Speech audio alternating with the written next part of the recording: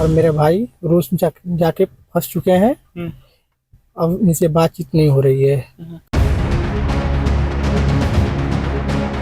सड़क सुरक्षा फोर्स पंजाब जीवन रक्षा के लिए प्रतिबद्ध 24 घंटे।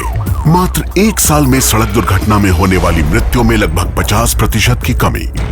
कुछ ਸਮਾਂ ਪਹਿਲਾਂ ਮੇਰੇ ਭਰਾ ਦਾ ਐਕਸੀਡੈਂਟ ਹੋਇਆ ਸੀ। ਸੜਕ ਸੁਰੱਖਿਆ ਫੋਰਸ ਨੂੰ ਕਾਲ ਕੀਤਾ 112 ਨੰਬਰ ਤੇ। ਵਿਦਿਨ 5 ਮਿੰਟਾਂ ਦੇ ਵਿੱਚ ਇਹਨਾਂ ਨੇ ਆ ਕੇ ਮੇਰੇ ਭਰਾ ਦੀ ਜਾਨ ਬਚਾਈ। ਜੇ ਉਹ ਨਾ ਮੈਨੂੰ ਉੱਥੋਂ ਚੱਕਦੇ ਤਾਂ ਹੋ ਸਕਦਾ ਸੀ ਮੇਰੀ ਮੌਤ ਹੋ ਜਾਂਦੀ। मुख्यमंत्री भगवंत सिंह मान की कोशिशों से अपना पंजाब बन रहा है रंगला पंजाब। और यहाँ का माहौल भी ठीक नहीं है, बहुत ज्यादा लड़ाई वड़ाई चल रही है। अब जब फोन वो सब छीन ले रहे हैं सब, अब बात नहीं करने दे रहे हैं। परिवार की स्थिति नहीं सही है। अब वही अकेले थे कमाने वाले, सबकी पूरी जिम्मेवारी इनके ऊपर ही थी। गरीबी इंसान को कहाँ तक ले जा सकती है ये देखना हो तो आप आइए आजमगढ़ के उन गांव उन कस्बों में जहां के लोग रूस में जॉब करने के लिए गए हुए हैं। बता दें कि हमारे साथ आजमगढ़ के ही हैं पवन कुमार बात करने के लिए। इनका परिवार, इनके भैया रूस गए हैं नौकरी करने के लिए, जिनका 6 महीने से कोई अता पता नहीं है। आज हम उनसे बात करेंगे और जानेंगे क्या भैया की स्थिति है, कैसे बात हुई थी, कब बात हुई थी और अभी तक क्या खोजबीन में कहाँ तक ये लोग पहुँचे हैं। पवन कुमार, पहले तो आपका चैनल पर स्वागत है और हम जानना चाहते हैं आपके भैया का नाम और आपकी पूरा पता। मेरा नाम पवन है, मेरे भाई का नाम दीपक है। ये ग्राम पोस्ट मोकुत्तुपुर रहने वाले आजमगढ़ के। और मेरे भाई रूस जाके फंस चुके हैं। अब इनसे बातचीत नहीं हो रही है। काफी दिन हो गया बात किए हुए, 6 महीने करीब हो गया बात किए हुए। अब कोई अथवा जवाब भी नहीं आ रहा है।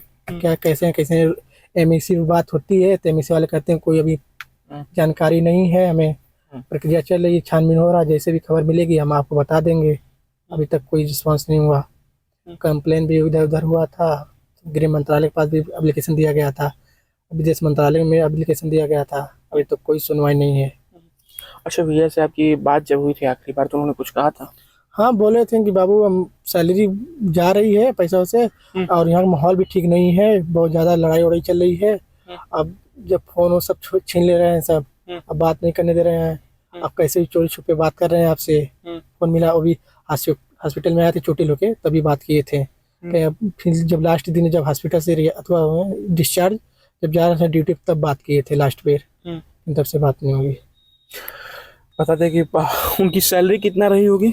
2 लाख पर मंथ बताया गया था। 2 लाख पर मंथ। क्या सैलरी उनकी कभी आपके खाते में आई? कभी नहीं आई खाते में। घर पे नहीं आई? घर पे नहीं आई, सब एजेंटों ने निकाल लिया। दुष्यंत, सुल्तान, सुमित मिलकर सब लोग निकाल लिए। सबकी सैलरी, जितने भी बंदे फंसे, 8 लोग अभी फंसे हुए हैं। अजरुद्दीन हो गया, उमेश्वर प्रसाद हो गए, रामचंद्र हो गए, अरविंद हो गए, विनोद यादव हो गए, और भी बंदे हैं सब बाकी फंसे हुए हैं। बता दें कि हम पवन कुमार से बात किए फोन पे, तो बोले कि हमें आपसे बात करनी है और हम लोग चाहते हैं कि आपको मीडिया के माध्यम से दिखाया जाता है कि आपके भैया को ढूंढने में जल्द से जल्द सरकार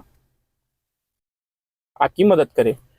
तो इन्होंने इंटरव्यू देने से पहले तो मना कर दिया, कहे कि हम घर पे इंटरव्यू नहीं देंगे, क्योंकि आप जैसे ही घर पे आएंगे हमारे घर पे रोना धोना एक तरीके का माहौल बन जाता है। क्योंकि भाई परिवार का दर्द हम समझ सकते हैं, इसलिए हमने कहा ठीक है भाई हम घर पे नहीं आएंगे। इस वजह से हम ये इंटरव्यू कार में कर रहे थे और इनसे हम बात किए। इन्होंने बताया कि सबसे बातचीत हो चुकी है। सैलरी अभी तक इनको एक भी रुपया नहीं मिला है। भैया का कोई अभी पता नहीं चल रहा है। हाँ, जब गोली लगी थी वो ठीक हो गए थे तब बात किए थे? ठीक हो गए तब बात हुई। मतलब गोली लगी थी उनके भी पैर में, उनका भी इलाज चला था और वो ठीक होने के बाद फिर घर पे बात किए और उसके बाद हमको लगता है कि उनको फिर वहां से रवाना कर दिया गया लड़ाई के लिए फिर रवाना कर दिया गया। अच्छा, तो जब बात हुई तो आप किसके माध्यम से भैया आपके गए थे यहाँ से? ये विनोद जी हैं जो वही ले गए थे, मतलब मेन एजेंट कोई और था। विनोद कौन है ये अजय के मामा है। अच्छा, अजय विजय के मामा। बता दें अजय विजय कन्हैया के पुत्र हैं, जिनका देहांत हो चुका है रूस में। युद्ध के दौरान जून में देहांत हुआ था और बॉडी जो है दिसंबर में आई थी घर पे। उन्हीं के मामा है, अजय विजय के मामा है।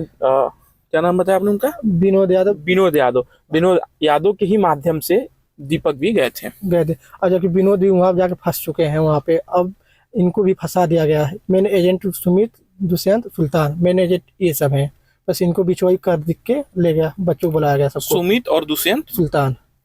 सुमित और दुष्यंत मेन एजेंट हैं जिन्होंने फंसा दिया है विनोद के विनोद यादव को भी। विनोद यादव मऊ के रहने वाले हैं। बता दें कि इन्हीं के माध्यम से लगभग 7-8 लोग गए थे। एक भी रुपया नहीं लगा था जाने का वहां पर। पैसा की जो बात की जाए, एक भी पैसे नहीं लग रहे थे वहां जाने के लिए, इसलिए कई लोग जाने को तैयार हो गए क्षेत्र से, क्योंकि जो पैसा लग रहा था वो भी बताया गया था कि आपकी सैलरी से काट लिया जाएगा। लगभग 3.5 लाख रुपए लग रहे थे जाने के, वो भी 1 रुपया नहीं देना था आपको, जो कि उनकी सैलरी से काट लिया जाएगा। ऐसा कहना है पवन कुमार का। दीपक के जो छोटे भाई हैं जी, परिवार की स्थिति कैसी है? परिवार की स्थिति नहीं सही है। अब वही अकेले थे कमाने वाले, सबकी पूरी जिम्मेवारी इनके ऊपर ही थी घर का। अब इस समय घर की हालत ठीक नहीं है। और आप क्या करते हैं? पढ़ाई करते हैं अभी हम। पढ़ाई करते हैं। किसी सांसद से बात हुई? धर्मेंद्र यादव जी से बात हुई आपके? अब नहीं, हम मिले नहीं थे, बट एप्लीकेशन के पास भी गया था। बाकी ग्रुप के बंदे लोग गए थे, जिनके जिनके घर के सभी लोग गए थे। कागज पत्र को दिया गया था, वो भी बातचीत संसद में किए थे।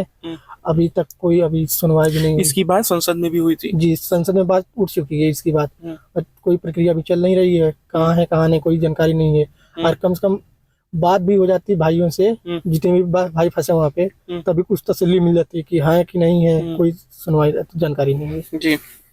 मैं बता दूं कि और भी लोगों के परिवार से बात करने की कोशिश की गई। 2-3 परिवारों से मैं बता दे रहा हूँ आपको, नाम भी गिना दे रहा हूँ उनका। एक सेकेंड। उन नामों से बात बताने का मेरा अर्थ ये है कि मतलब कुछ लोग इंटरव्यू देने से मना कर दिए हैं। उनका का नाम ये है कि भाई आप घर पे आएंगे तो थोड़ा सा माहौल बदल जा रहा है, मम्मी को समझाना मुश्किल हो जा रहा है। मम्मी हार्ट की पेशेंट हैं। एक व्यक्ति थे, उन्होंने कहा हमसे ये बात कि मम्मी हार्ट की पेशेंट है, आप घर पे मत आइए। और वो घर पे थे नहीं। वो कह रहे मैं फर्रुखाबाद हूँ, नौकरी करता हूँ वहाँ पे, क्योंकि घर की स्थिति ठीक नहीं है। भैया भी नहीं है घर पे, तो भैया चूंकि चले गए हैं तो अब जॉब करने के लिए मुझे ही आना पड़ रहा है। तो उन्होंने मना कर दिया है साफ साफ।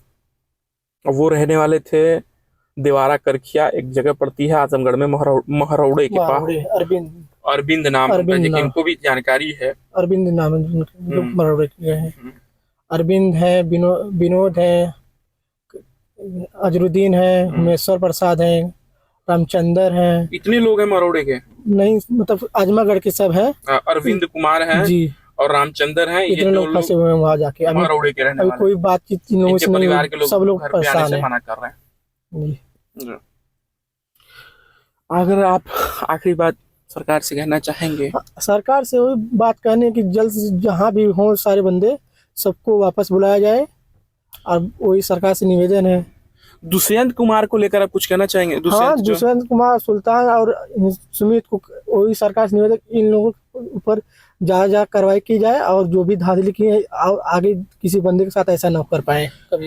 इनका कहना ये है कि दुष्यंत, सुल्तान और सुमित अगर ये सरकार को मिल जाए तो हमारे भैया का मिलना आसान हो सकता है, क्योंकि इन्हीं एजेंटों के माध्यम से गए थे। तो ये सन पूर्ण रूप से बता सकते हैं कि वो किसके पास और कैसे कैसे करके रूस पहुंचे थे। जी, इन लोगों के पास जानकारी है कहाँ नहीं है। जब बीच में दुष्यंत से भी बात होती थी पहले, जब स्टार्टिंग में गए थे, कहें ठीक है। फिर कुछ दिन बाद स्टार्टिंग में 1 महीना पर बात किए, फिर इसके बाद सुल्तान, दुष्यंत, वो भी सब फोन नहीं उठाते, अब फोन बंद कर देते हैं।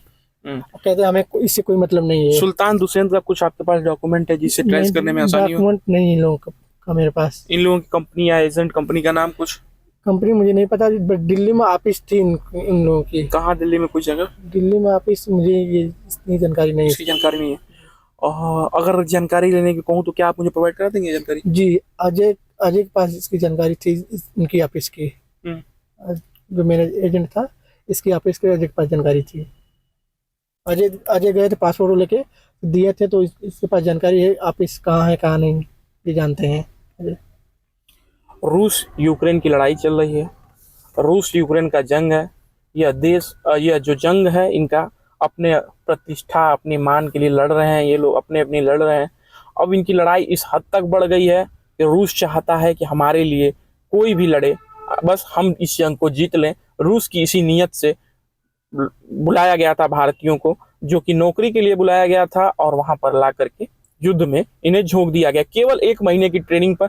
आप जान सकते हैं कि अगर 45 साल का आदमी, 40 साल का आदमी, कन्हैया यादव जैसा, रूस में जाए और उसको युद्ध में ढकेल दिया जाए केवल 1 महीने की ट्रेनिंग दे करके, तो वो कितना लड़ाई लड़ सकता है। मैं शुभम सिंह, पंजाब केसरी, आजमगढ़ से आनंद गौड़ के साथ।